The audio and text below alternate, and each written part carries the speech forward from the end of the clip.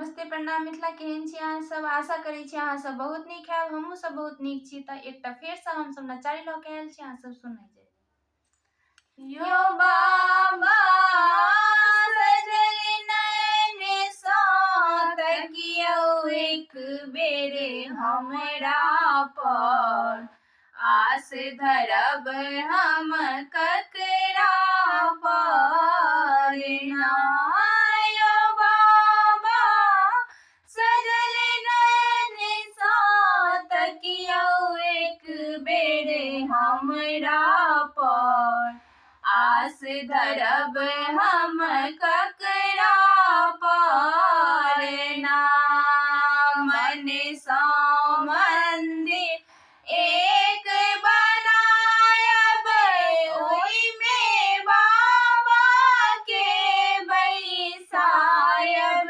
मन सँ मंदिर एक बनायब, ओहिमे बाबा के बैसायब। यो बाबा झिलकी दे बैसल चितन मंदिर के खपड़ा पर, आस धरब हम ककरा पर ना।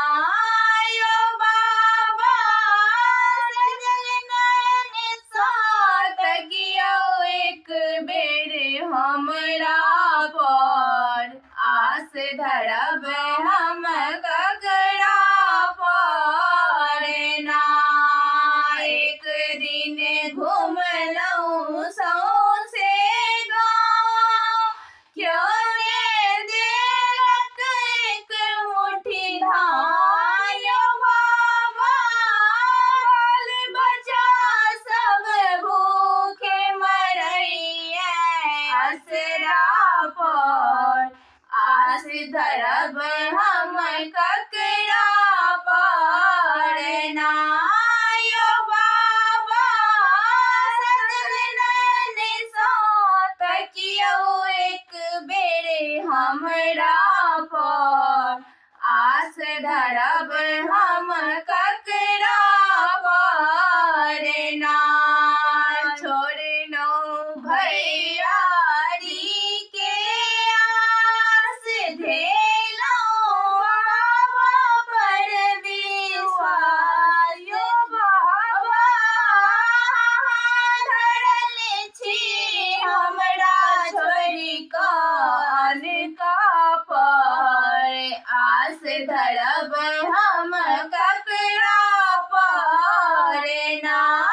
यो बाबा सजल नैन सँ तकियौ एक बेर हमरा पर, आस धरब हम ककरा पर ना।